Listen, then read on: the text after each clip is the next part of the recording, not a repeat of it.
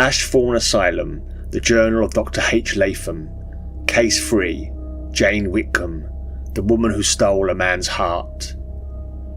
They brought Miss Jane Whitcombe to interview room 1C this morning, a small pale woman in a plain grey dress, hands clasped tightly in her lap as though holding something fragile. She looked more like a timid schoolteacher than someone capable of the violence described in her file.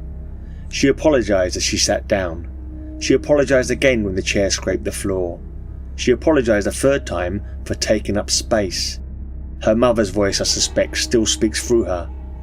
The police report states that Jane attacked a young man named Thomas Avery, a delivery clerk who visited the drapery shop where she worked. He survived, though only barely. The weapon was a pair of long dressmaker scissors, still stained when they were recovered. Jane's hands remained clasped throughout the interview. She refused to open them. Jane spoke softly, eyes lowered. "My mother always said I wasn't the sort men choose," she murmured. "Said I should be grateful for any kindness at all."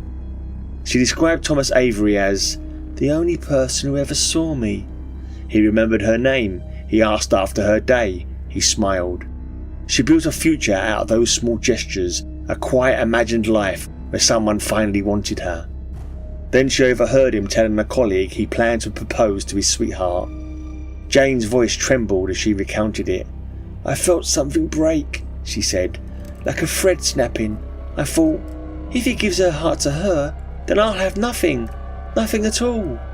She looked up at me then, the first time she met my eyes. "So I had to take it first." She went to him after closing. She told him she loved him. He tried to let her down gently. "He said he was flattered," she whispered. "Flattered, as if I were a child with a crush." Her hands tightened in her lap.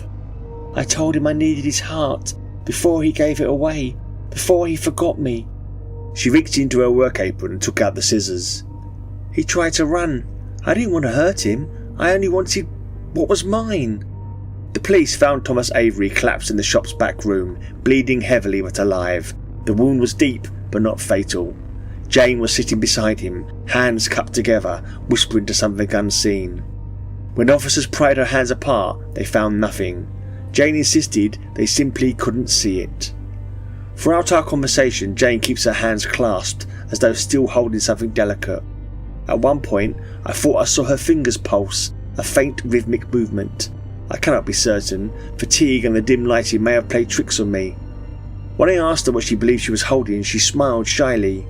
"His heart," she said. "I'm keeping it safe. He'll want it back one day, when he realises."